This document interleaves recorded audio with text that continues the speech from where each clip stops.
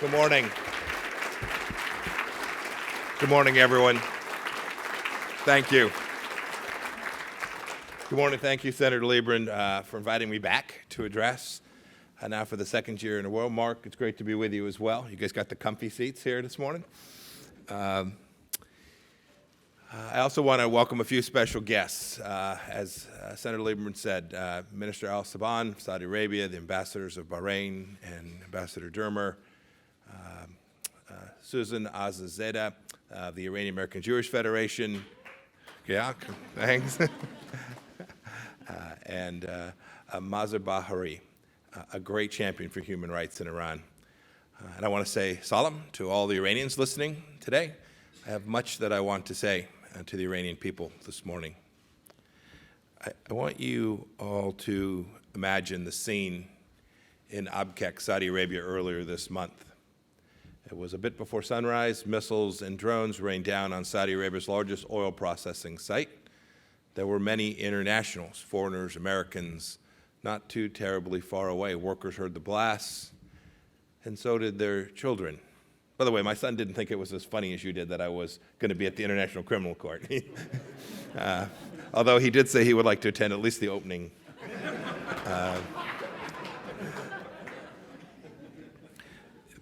Back to the serious.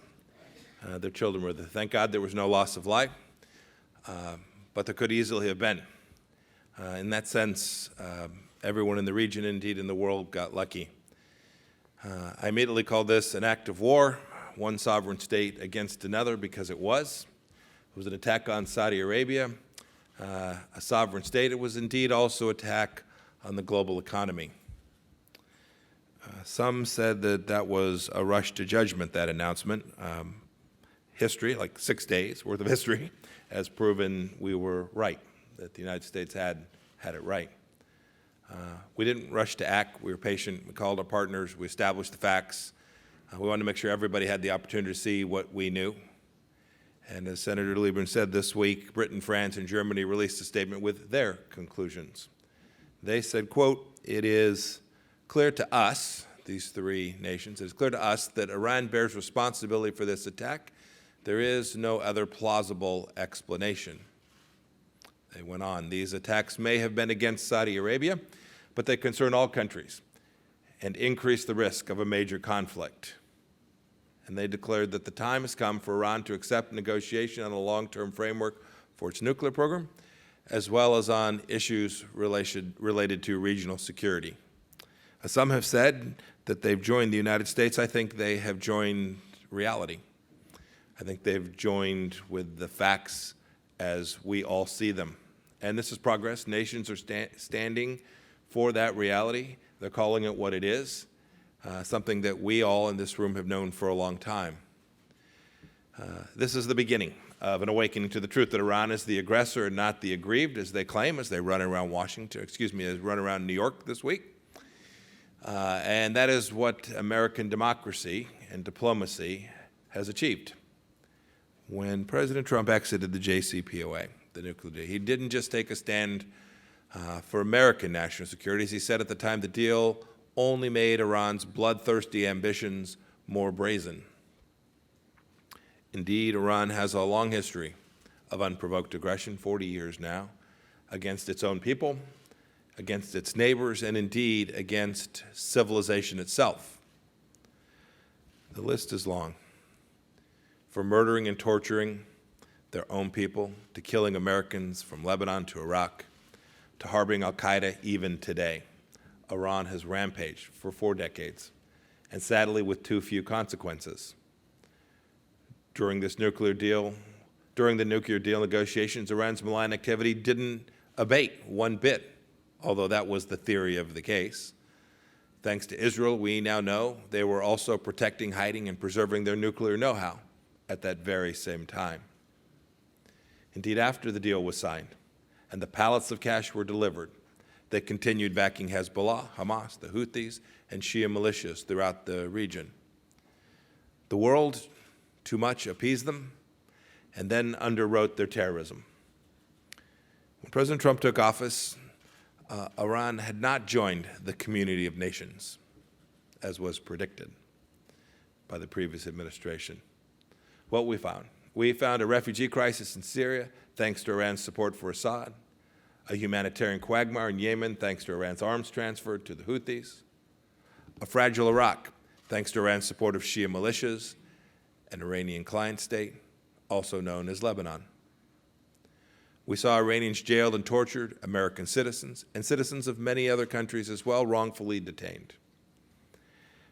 Just yesterday, President Trump drew a distinction between those who think they are destined to rule over others or those people and nations who want only to rule themselves. It is abundantly clear into which camp the Islamic Republic of Iran falls.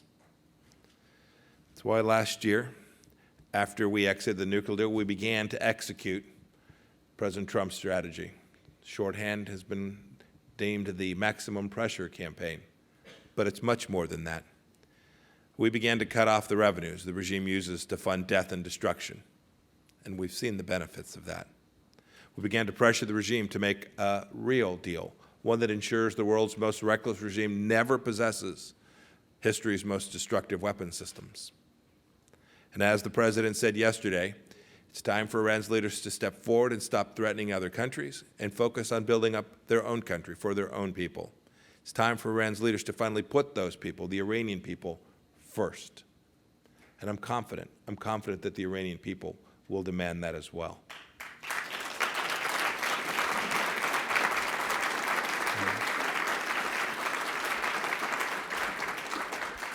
And when they do, you should know this administration will support them. Look, we've implemented unprecedented measures to achieve our goal of peace. We've sanctioned the top-level perpetrators for the blood they have on their hands. The Supreme Leader, Foreign Minister Zarif, and the IRGC are just a few of them. We've hit the Iranian petrochemical sector and the metal sector and the banking sector with sanctions to deprive the regime of billions of dollars. And our enforcement of those sanctions has been and will continue to be relentless. Thousands of companies around the world are complying with our sanctions because they know their success lies with America and not with the Ayatollah. And by sanctioning the regime's petroleum sector, we've cut off Iran's #1 source of revenue. More than 30 nations have brought Iranian oil imports to zero.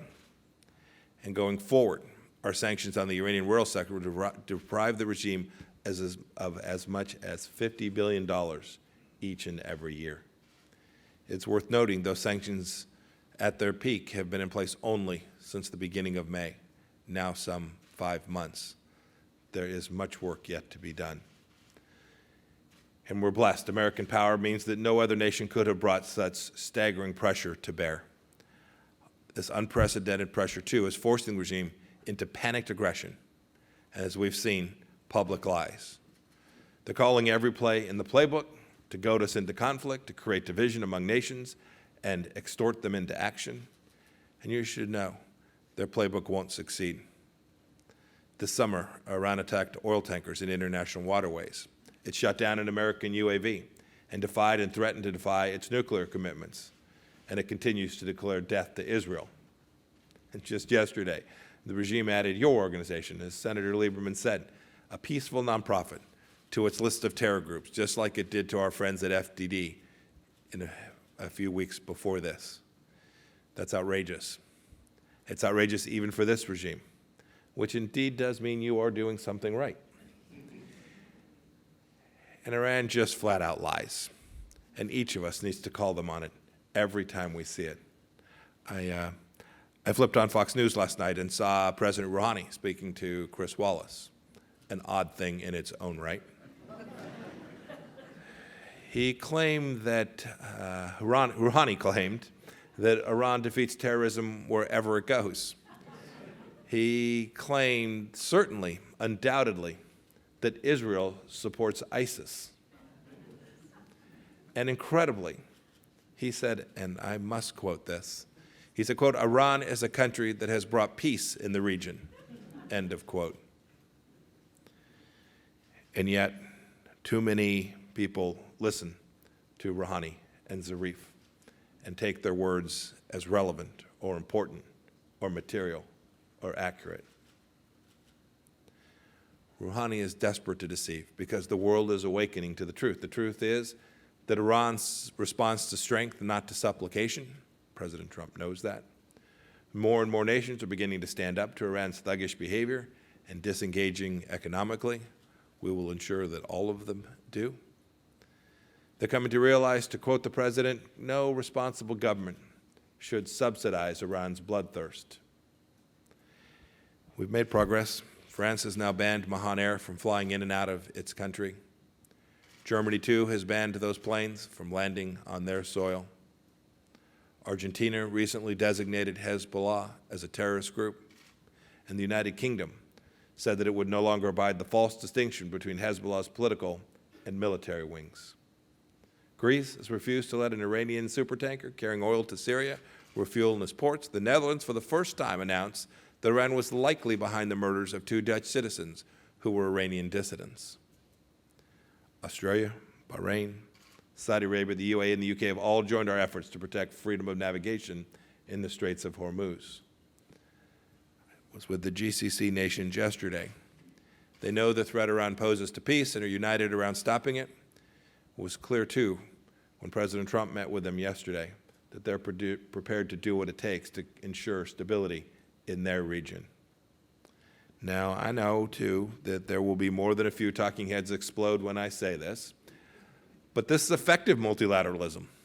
It's what the Trump administration has tried to do, multilateralism based in reality and facts and with clarity of purpose. Countries are showing themselves to be what President Trump lauded yesterday, sovereign and independent nations who protect their citizens, protect their neighbors, and honor the differences that make each country special and unique in its own right. This is what American diplomacy has achieved. There's more work to be done. But countries are indeed awakening to the truth that the more Iran lashes out, the greater our pressure will and should be. And you can count on America to lead. Each nation can. As President Trump said yesterday, as long as Iran's menacing behavior continues, sanctions will not be lifted. They will be tightened. That path forward begins now with 2 new actions. First, we're taking new action to disentangle the IRGC from the Iranian economy. The United States will intensify our efforts to educate countries and companies on the risks of doing business with IRGC entities, and we will punish them if they persist in defiance of our warnings. Second, today we are imposing sanctions on certain Chinese entities for knowingly transporting oil from Iran, contrary to United States sanctions.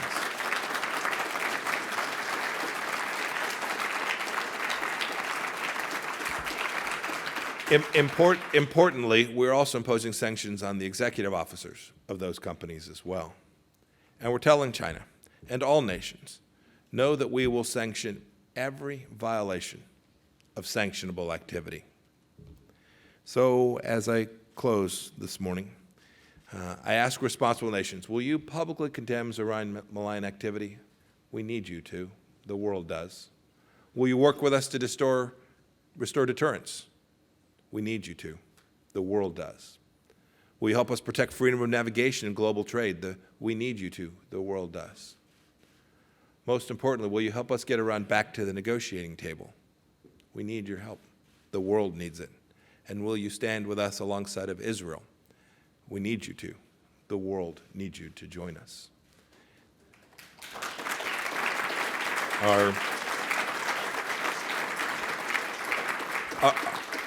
Our goal is very straightforward, although not simple. But we know diplomacy is working, our resolve is strong, and our eyes are open. The awakening, I think, in the world has begun. To quote the President one last time, at least one last time this morning, all nations, every nation has a duty to act. What will you do? Thank you. God bless you, and may God bless the people of Iran.